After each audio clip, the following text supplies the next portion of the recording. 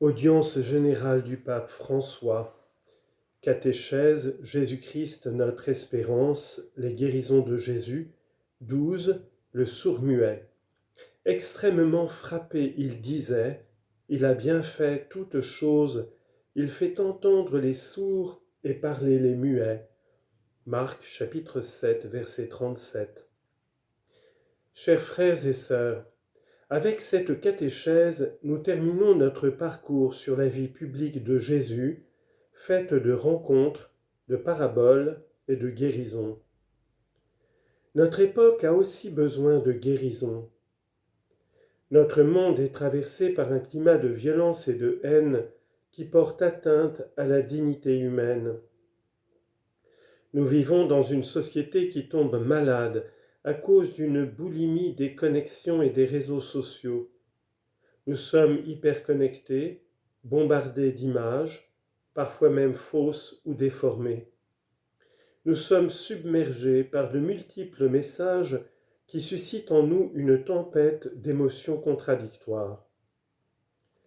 Dans ce contexte, il est possible que nous ayons envie de tout éteindre. Nous pouvons en arriver à préférer ne plus rien entendre.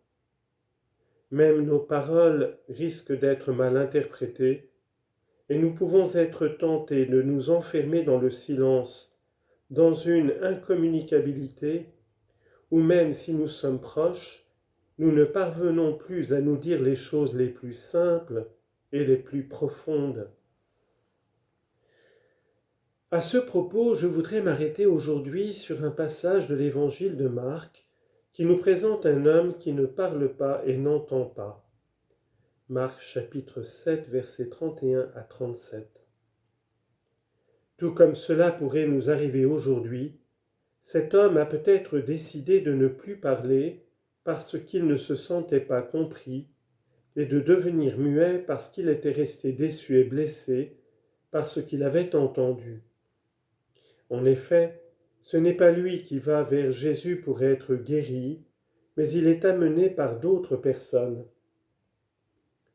On pourrait penser que ceux qui le conduisent vers le Maître sont ceux qui sont préoccupés par son isolement. La communauté chrétienne a également vu dans ces personnes l'image de l'Église qui accompagne chaque personne vers Jésus afin qu'il écoute sa parole. L'épisode se déroule dans un territoire païen. Nous sommes donc dans un contexte où d'autres voix tendent à couvrir la voix de Dieu.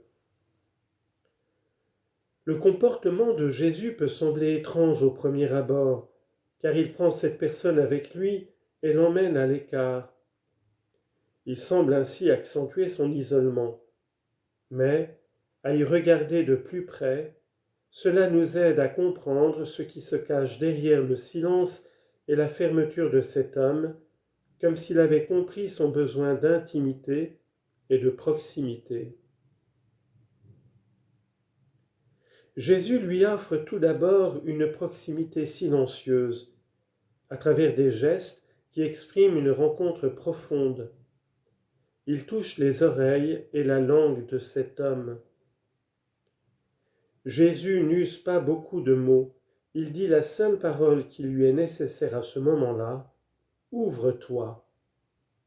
Marc rapporte le mot en araméen, « ephata », presque pour nous en faire ressentir en direct le son et le souffle. Ce mot simple et magnifique contient l'invitation que Jésus adresse à cet homme qui a cessé d'écouter et de parler. C'est comme si Jésus lui disait « Ouvre-toi à ce monde qui t'effraie, ouvre-toi aux relations qui t'ont déçu, ouvre-toi à la vie que tu as renoncé à affronter. » Se fermer n'est en effet jamais une solution. Après sa rencontre avec Jésus, cette personne non seulement recommence à parler, mais elle le fait correctement. Cet adverbe, inséré par l'évangéliste, semble vouloir nous en dire davantage sur les raisons de son silence. Peut-être cet homme avait-il cessé de parler parce qu'il avait l'impression de mal s'exprimer. Peut-être ne se sentait-il pas à la hauteur. Tous, nous faisons l'expérience, tous, nous faisons l'expérience d'être mal compris et de ne pas nous sentir compris. Nous avons tous besoin de demander au Seigneur de guérir notre façon de communiquer, non seulement pour être plus efficace, mais aussi pour éviter de blesser les autres avec nos paroles. Reprendre correctement la parole est le début d'un cheminement. Ce n'est pas encore le point d'arrivée. En effet, Jésus interdit à cet homme de raconter ce qui lui est arrivé. Pour vraiment connaître Jésus, il faut accomplir un cheminement.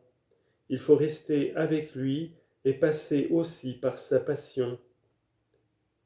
Quand nous l'aurons vu humilié et souffrant, quand nous aurons fait l'expérience de la puissance salvifique de sa croix, alors nous pourrons dire que nous l'avons vraiment connu. Pour devenir les disciples de Jésus, il n'y a pas de raccourci. Chers frères et sœurs, demandons au Seigneur de nous apprendre à communiquer de manière honnête et prudente. Prions pour tous ceux qui ont été blessés par les paroles des autres. Prions pour l'Église, afin qu'elle ne renonce jamais à sa mission d'amener les gens à Jésus, afin qu'ils puissent écouter sa parole, en être guéris, et devenir à leur tour porteurs de son message de salut. Résumé. Frères et sœurs, avec cette catéchèse, nous achevons notre itinéraire sur la vie publique de Jésus, faite de rencontres, de paraboles et de guérisons. Notre époque a aussi besoin de guérison, car elle est imprégnée de violence et de haine qui bafouent la dignité humaine.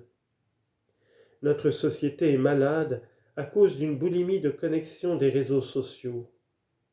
Dans ce contexte peut naître en nous le désir de tout éteindre. C'est pourquoi je voudrais m'arrêter sur l'épisode du sourd-muet dans l'évangile de Marc. Comme cela pourrait nous arriver aujourd'hui, peut-être cet homme a décidé de ne plus parler parce qu'il ne se sent pas compris. La communauté chrétienne voit aussi dans ces personnes qui amènent le sourd-muet à Jésus l'image de l'Église qui accompagne au Christ toute personne blessée et isolée. Le Seigneur lui offre une proximité silencieuse par des gestes qui parlent d'une rencontre profonde. Ephphatha, ouvre-toi, un mot simple et très beau, avec lequel Jésus invite à s'ouvrir au monde qui fait peur, aux relations qui ont déçu, à la vie qu'on a renoncé d'affronter. Se renfermer n'est jamais une solution. Pour connaître vraiment Jésus, il faut faire un cheminement, demeurer avec lui et passer par sa passion. Il n'existe pas de raccourci pour devenir disciple de Jésus.